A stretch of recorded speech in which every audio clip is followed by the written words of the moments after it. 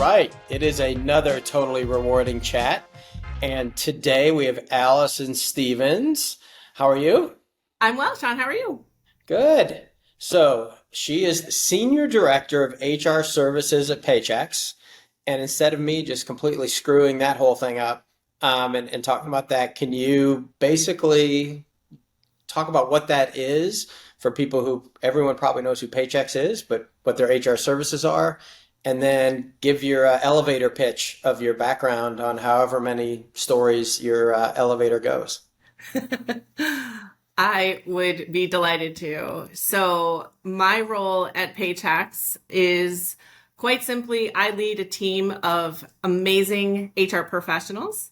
And those HR professionals support our clients who make the decision to invest in our HR services. So, those that know Paychex know that we offer payroll, benefits, technology solutions, HR technology solutions to help small businesses grow and thrive. So the HR professionals are here to help support clients even further with their HR needs. So we provide guidance and support to them, diving into their specific needs with respect to how they run their business from an HR perspective. And that is my role. I have accountability for that team, and it is fantastic work and never a dull moment. Okay, and how did you get there, or did you magically arrive? So my experience spans over 30 years in both professional services and HCM industry, both as an HR leader at several small businesses and a service leader now leading Paychex HR services. And there was a time where I was working in what we call private practice HR, right? I was VP of HR for a small competitive intelligence firm, and somebody I know that actually also still works at Paychex reached out and asked me if I had an interest in a role at Paychex, and I never looked back. I've been with the company for almost 18 years. Okay.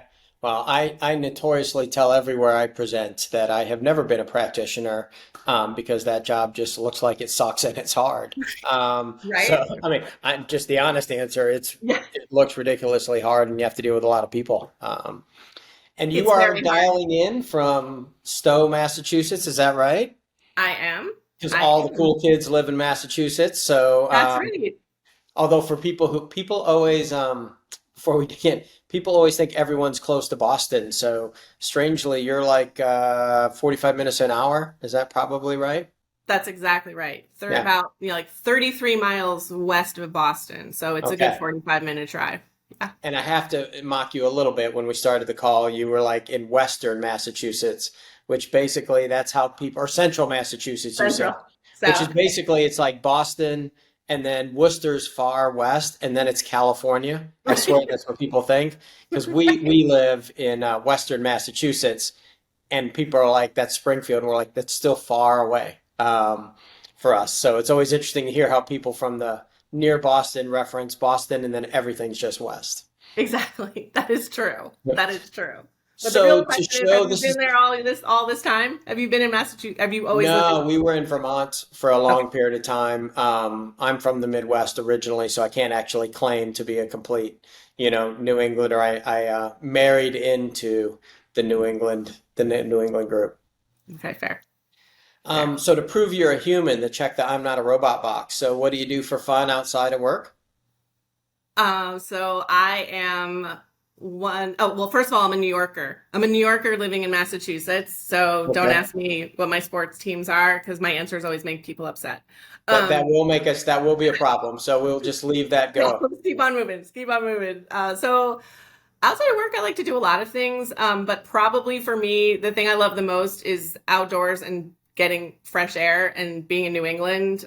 We've got plenty of fresh air. And so I am like outside walking trails. I love spending time on Cape Cod. So I spend a lot of time there being at the beach.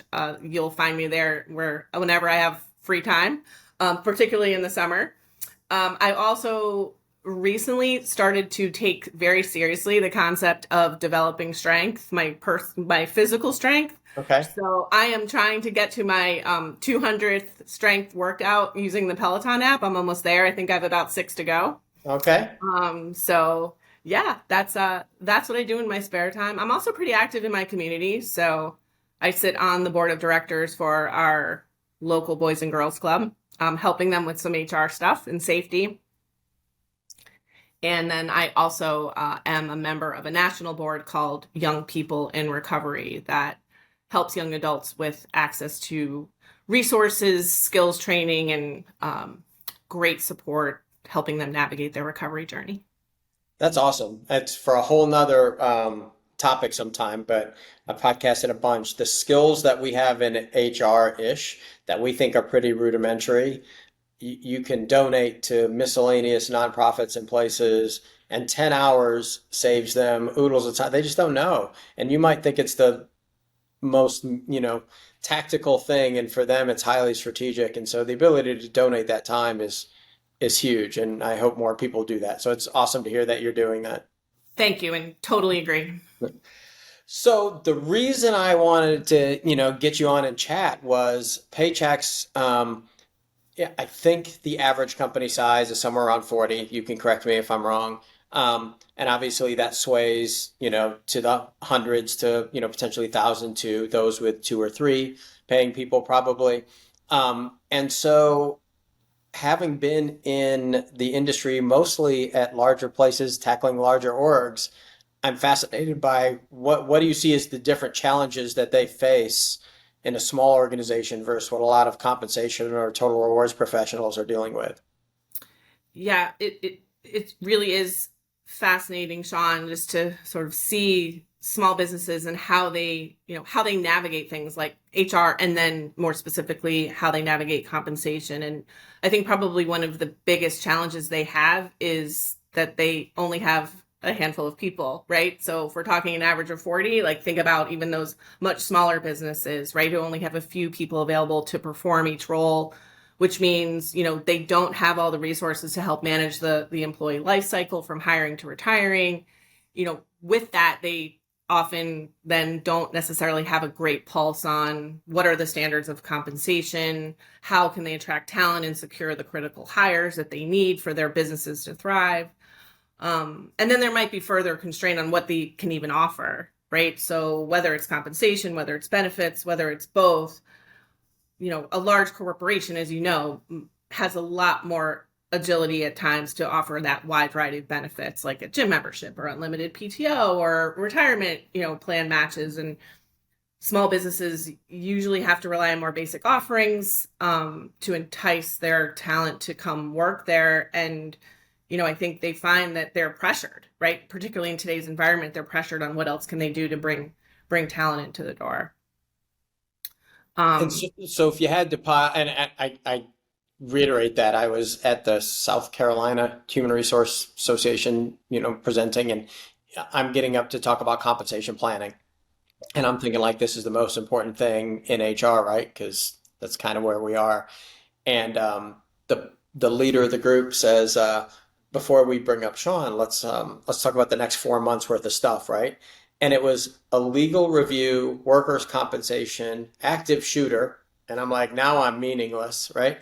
And benefits enrollment, and I'm like, okay, I just got less important so fast, right? So what they have to tackle in small companies is kind of mind blowing when you think about having to at least be, well, you are the company expert on each one of those, no matter what your level is.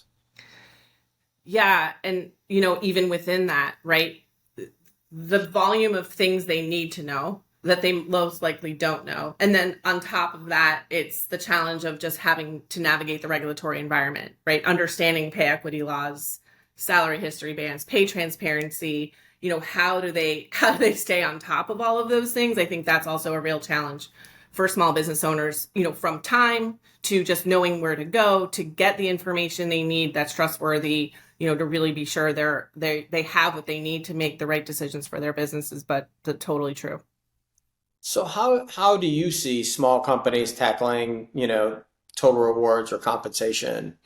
in this space? Like, how do you see them? Because, we know how large companies that have a comp professional or a total rewards head kind of have their cycle. How are small companies handling? Is it last minute? What's their planning cycle look like? Like, can you walk us through what that looks like? Yeah,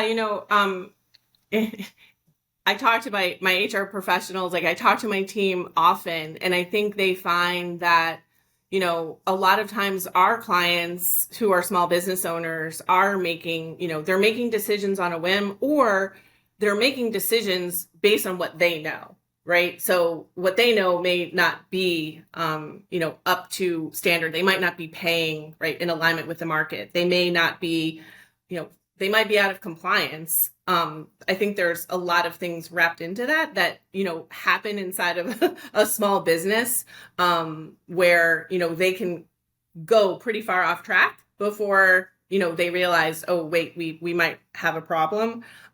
Or they're finding, well, why are we experiencing so much turnover? Because they're unable to be as competitive as they would like to be. So if you had to rank order a couple of the compensation problems that they have, I mean, what would those be? Is it benchmarking, offers? Like what are they getting data, relevant data? What's the Yeah, it's probably benchmarking's a big thing, right? What's the business down the street, or what's the business in like industry doing that I'm not? It's regulatory, just navigating the regulatory environment and understanding, what should I be doing, that I'm not, or that I, can. And then, third, I think it's um developing developing a compensation philosophy, right? So how do I take a step back and develop a plan? Because I think small businesses tend to operate more in a reactionary mode than proactive. So how do they sort of slow down and develop a philosophy and a plan or a strategy for how they're going to build a compensation program that, has the benefits and the other pieces they need to attract and retain the talent that they need to run their business? So where would someone start like that? Because in my mind, it's like, I mean, the soapbox I get on all the time is, and everyone's heard me kind of quote, due to my level of education, I guess, Alice in Wonderland, so Cheshire Cat. If you don't know where you're going, all roads will lead you there, right? And having a plan, I think in a larger company where you can take the time and put together a compensation plan, you, it's a little easier in a way to, I mean, tactically it's more complex because you're in the magnitude of thousands of lives, but where should a small company start like aligning their plan? Is that different? Do you think it's the same having been a practitioner before? Like where do you see the differences in trying to get their arms around where they should be? Um, I think it really starts with really taking the time, right? So time is not on anyone's side, but time is really not on a small business owner's side. So really taking the time to sort of say, okay, what's important? What are our objectives? What do we know, right, about um, our employee base? Where can we start to develop the strategies and the way we want to run the business that matches our culture, matches our values, and then matches, where we are from a business perspective. So, I think it's developing a strategic plan that matches both the organization goals, but then also, we talked a bit about benchmarking, right? That then maps up with, is our compensation plan competitive? And, are we heading towards a path of what are the investments we need to make and how do we make them, right? So understanding how do the financials come together when you're making decisions about what your compensation plans and your total reward strategy need to look like. So I think it just starts with time, with planning, with understanding your current state, using data insights to get there, and then using data insights to also drive your path forward. Before we move on, I need to let you know about my friend Mark Pfeffer and his show, People Tech. If you're looking for the latest on product development, marketing, funding, big deals happening in talent acquisition, HR, HCM, that's the show you need to listen to. Go to the Work Defined Network, search up People Tech, Mark Pfeffer. You can find him anywhere. So do you see more companies using, there's lots of terms, but I kind of use a compensation as a service. And maybe that's part of what you guys offer in the tool, but basically, a fractional compensation professional for a piece to help through. Are you seeing companies use that more and more because they're realizing they have to do it, or can they not even see that that's what they need at that It's a, state? I think it's a little bit of both. And of course, I think we know that like this notion of fractional HR services is really a growing industry right now. But from my perspective, with respect to the clients that we serve and the clients that we will serve, right, as they continue to come and do business with Paychex, I think what's important is making sure that we're giving them what they need when they need it. But I think one of the things is that sometimes they don't know what they don't know, right? And we're able to give them, we're able to start that conversation because we can say to them, hey, like your turnover rate looks like it's jumped up a bit, or we're talking and you're telling me that you're having trouble getting open positions filled. So to me, it kind of always starts with a conversation, and that conversation around people can, I think, tends to lead us towards a conversation around how can we help you start to really dive a little deeper into what are the things you might need to do, whether it's look at your wage base, look at your wages and your rates, whether it's look at your compliance, whether it's let's look at the benefits that you offer, and what are the things you can or should be doing to make changes that ultimately may to help you attract more talent into your organization or help keep people working for you and happy to work there. I think the analytics become so much more important because obviously their internal sample size, they can't look at, 1,000 employees or, 50 employees in a department and figure out my risk of resignation. I can't figure that stuff out.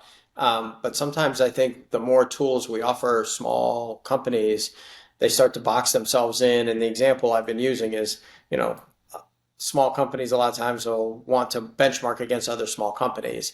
And Yes. that's great. And all of a sudden you realize, oh, I'm paying P70 or something. And so why is my turnover so crazy?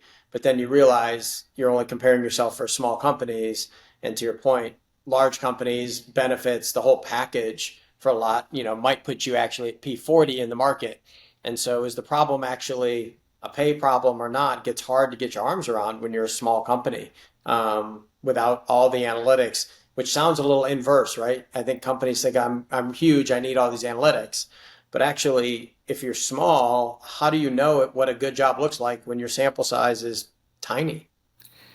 Exactly. And I think, right, many small businesses lack the access to the benchmarking data. So, how do you bring it to them and also bring it to them in a way that's timely and current? Because that's another thing you see, right? And I know this too, like we talked about, some of my work on the board of the Boys and Girls Club, right? Where some of the board members even are like, oh, 3 years ago, right? We paid this person, whatever. It's like, actually, we're gonna want to get some current data so that we can make a really informed decision. We really can't be going back 3 years to make an informed decision about pay rates. So, making sure they're not looking at things that are out of date, giving them current data, so that they can leverage current benchmarks to make good decisions. And to your point, helping them with, okay, well, what do I do with this information, right? What is it telling me? And, we're excited, right, about our partnership Yeah. with Visier because, our solutions that we work together on can bring businesses of all sizes, right, access to that benchmarking data and tools to make sure we can help them address like that long-standing challenge of what should I be doing? What should my rates look like? What could I be doing differently? Or what are my opportunities? And what does the data tell me? I mean, that's the interesting thing with an HR practitioner, because I think I saw somewhere, the current HR stack for the average company, whatever average is 14 plus pieces of tech, right? And there's no shortage of more tech coming out. And so for an HR generalist, or even if it's the office manager, right, small, who is also slash HR generalist, are you seeing it more and more critical? I mean, that's my thing, so I'm biased coming in. Even though we're a point solution, are you seeing it more and more critical to be able to get the tools and analytics in flow so they have a main system? And I say that because in comp, flies a little bit in the face of what I preach out at some of the larger comp places, saying you can get multiple point solutions because the data is portable, etc.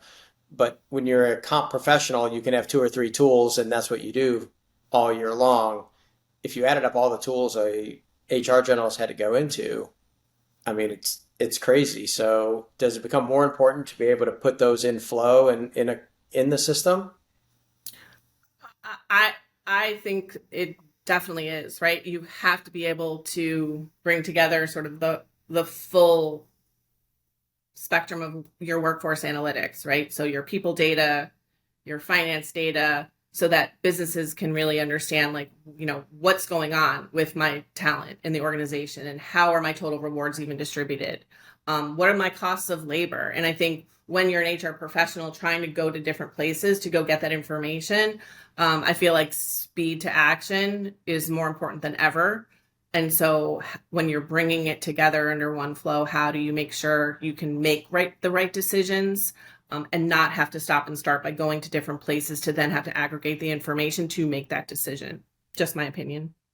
No, it's interesting because I've come to that because I think, over the years I've said, data is now more portable, right? So whatever I have systems integrate much better, but you still have to go log into each system, even with SSO, figuring out where I go for each system.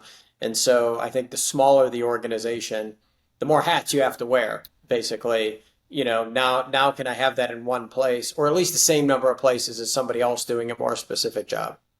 Exactly. And again, right, I said earlier, like, time is not on anyone's side, but for really think about a small business owner who is, oftentimes wearing multiple hats, has multiple jobs, and oftentimes does not even have the luxury of sitting behind a laptop, right, to do their work. They're driving around, talking to their crew, or managing or meeting with clients, whatever their activities might be, right? So they're mobile. So, how do you give them and deliver to, their handheld device, or, the device they'll ultimately get to when they're not working, where they can see it all at once and they can easily digest it. And that's the beauty of what the HR business partners on my team do, right? Because we're there, helping that business owner, sitting right alongside them to offer some of the guidance they need to navigate the data that they might be looking at. Okay. Yeah. Yeah. I mean, it's funny. I get on the soapbox about manager experience, and tell people it's less important sometimes than the administrator. But in this case, I think at some point, there's the right, the two axes cross. But at this point, I think the administrator becomes basically like the manager experience because they've got so much going on. Yeah, Um, exactly. so how do you see tech? I mean, I know, we're biased, we're a tech company. So how do you see technology? And I'm also a development nerd by trade. So I always like to ask, how do you see technology helping professionals in small mid-co over the next couple of years? I think in today's environment, like, comp strategies may not be just about what's fair and competitive pay for the workforce, but also affordability. And so, I think this is especially true with many SMBs where margins, cash flow are challenged, quite frankly, right now. And this is where technology plays a really key role. So, we talked already about workforce analytics. How does an SMB get access to the right people data and the finance data so they can make the right decision and make it, quickly sometimes, and based on what situations or challenges they might be faced with. Benchmarking, which we already talked about, right? If they don't have that access, I think leveraging technology to have access to current benchmarks is of critical importance.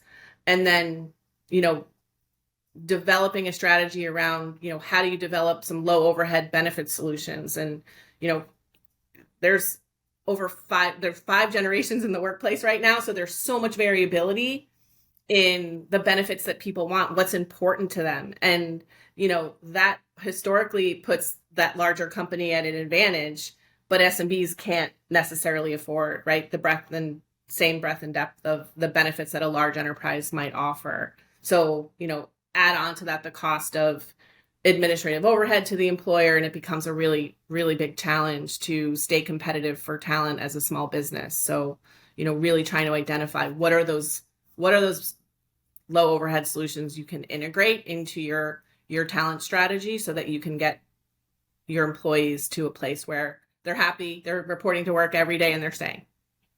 Yeah, it's interesting because I do know, and I've talked to, I guess, kids coming out of school, and I say kids because I guess I'm older, but like the value of working at a small company, I think people like it, but there's a certain amount that's there, and then it's just money. Like the delta can't be that big, and so for small companies to be able to figure out what that delta actually is by looking at when I pay here, turnovers here, the market average is here, that stuff to be able to kind of look at, and again, in a macro economic way versus themselves, I think is just going to be critical, and available. I agree. And I think that also you just made me realize, an advantage that a small business may have, which is they can get to their employee base and talk to them and they have access to them, perhaps more easily than a large enterprise business that has to do, surveys or rely on manager feedback, right? Sort of getting all of that data and bringing it together to really understand, what is most important to the employee base. So in a small business, you know, they may have an easier time trying to get to what's important to my employees right now. What are they really interested in, or what are they asking us for to help make those decisions a little bit easier? Yeah, and I guess the ability, I mean, I hadn't even thought about it until you said that. You know, off-cycle increases are much smaller, are much easier. It's not an exception across 10,000 employees. It's a couple exceptions. So highlighting a problem, there's an interesting statistic that Visier had about if you, if I get it right, but if you address a problem within the first month of having a problem, um, it actually just like you learned in kindergarten, right? The likelihood of someone staying for long periods of time if you address it in the first month or two versus 6 months versus 12 months or more. I mean, it's statistically very different on addressing those problems. And the nimbleness of the small company, if they have the information, they do have nimbleness in their corner. For the most part, I mean, depending on cash flow and money, et cetera, but they at least can recognize the problem and deal with it faster. Absolutely. But it also goes both ways, right? So they might, need to then ultimately be careful of how nimble they are. Not to say that they shouldn't be, but you want to be supportive, right? But then how do you also develop, routines or some Yeah. consistency, right? Regular performance management cycle, et cetera. But you're right, right? It enables them to be able to be a little bit more agile when circumstances arise that So the take. last question I usually ask then is Yeah. you get to break out the rainbows, unicorns, pot of gold, and auto magically solve something in HR. Yeah, so if you could auto magically solve one thing right away, and I'll put it in the small medium, SMB space. Um, what would that be that you could solve for them? Wow. I want to That's so solve much so many. power. I know. I gave It's you so too much. much power. It's so much. Um, I think this I was if we're talking about pay, and we're talking about compensation, right? And we hit on this a little bit. Like pay is really personal, right? What matters to you may not matter to me as much, and that's completely fine, right? So, as we enter into an era where technology just continues to evolve and just be so amazing with the things that we can leverage technology for, how do we get even better at bringing like employee sentiment into the decisions we make? Because I feel like, companies with distributed workforces, companies who are managing a team of remote employees where they're not seeing those employees every day, and that is still applicable to SMBs. How do you start to really grab the sentiment of your employee to help you make great decisions and not making decisions on what you think is the right thing, um, but rather what your employees are really thinking and feeling that can help you make the best decisions so your business can grow, your employees thrive, your communities thrive, and then everybody's happy. It is interesting as you were saying that I was thinking the line of sight question, right? Kind of comes up. It's hard to throw someone else in the company under the bus or say senior management or whatever. They're not 5 layers away. They're literally in the same building and one of 20 people, or one of even 50 people. So you pass them all the time. It becomes a much more human. personal thing. Absolutely. And things change, right? What's important to me right today could be drastically different tomorrow. And I feel like based on some of the things we navigate with our small business clients, particularly in the HR space or employee relations, we find that even though it's a small business, oftentimes like they're just not asking the right questions of Yeah. their employees to really be able to develop the best path forward on any situation. So, well, that's awesome. I appreciate it. I'm still learning, the small medium space. I literally tell people I've been around since last millennium, with code and working in HR tech, but traditionally pointed at the larger orgs. And like I said, it's been interesting. Some of my opinions on how you prioritize things. I used to think it's just smaller scale, but they're actually just different from a priority standpoint as they move down into smaller orgs. So I really appreciate you coming on. This has been awesome. For those that are watching, Allison's information will be linked about. Definitely probably harder to find Alison Stevens on LinkedIn than Sean Luchin's. So we'll make sure her information is there, and you can reach out and chat about things in the small medium business or Paychex. I don't get too excited about payroll, but maybe Allison does as we go. Okay. So this has been great. Thanks so much. Thank you, Sean. It was great to be with you.